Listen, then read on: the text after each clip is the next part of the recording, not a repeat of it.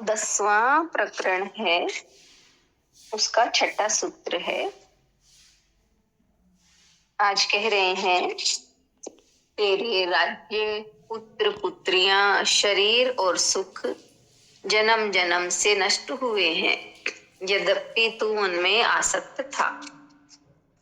तेरे राज्य, पुत्र पुत्रियां, शरीर और सुख जन्म जन्म से नष्ट हुए हैं, यद्यपि तू उनमें आसक्त था।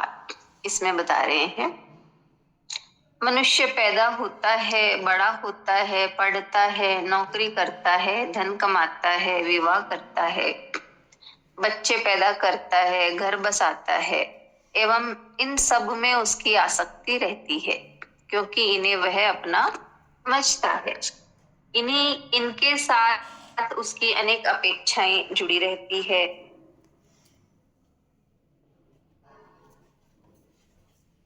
किंतु इस आसक्ति के होते हुए भी मृत्यु के समय सब छूट ही जाते हैं।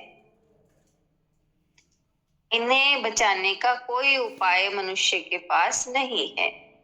फिर नए जन्म में यही सब कुछ करता है, किंतु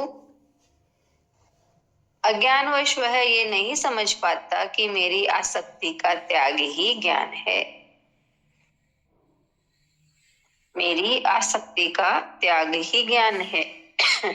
अष्टावक्र जनक को उपदेश देते हैं कि तेरे अनेक जन्म हुए हैं, हर जन्म में तुझे राज्य, पुत्र पुत्रियां, शरीर और सुख मिले हैं, किंतु वे सब तेरे आसक्त होते हुए भी नष्ट हुए हैं।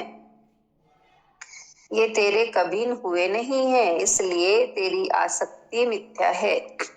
इसी आसक्ति के कारण कई बार बार जन्म लेना पड़ा, एवं इस आसक्ति के कारण ही उनसे छूटने में दुख होता है,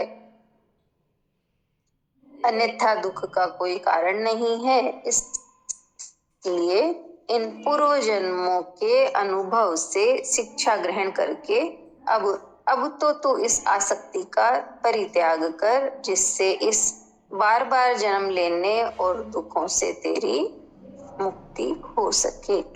स्पष्ट है सूत्र।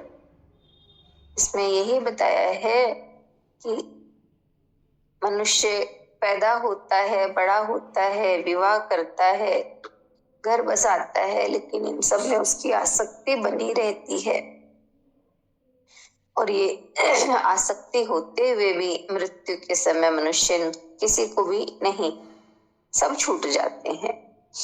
तो यही बता रहे हैं कि आसक्ति का त्याग ही ज्ञान है। तो अष्टावक्र जी यही कहते हैं जनक जी से कि हर जन्म में तुझे ये सब मिले हैं, और तेरे आसक्ति होने पर भी ये सब नष्ट हुए हैं, इसलिए ये तेरे कभी नहीं है। इसलिए ये आसक्ति है, ये मिथ्या है। आसक्ति के कारण ही मनुष्य को बार बार जन्म लेना पड़ता है और बार बार दुख भोगना पड़ता है।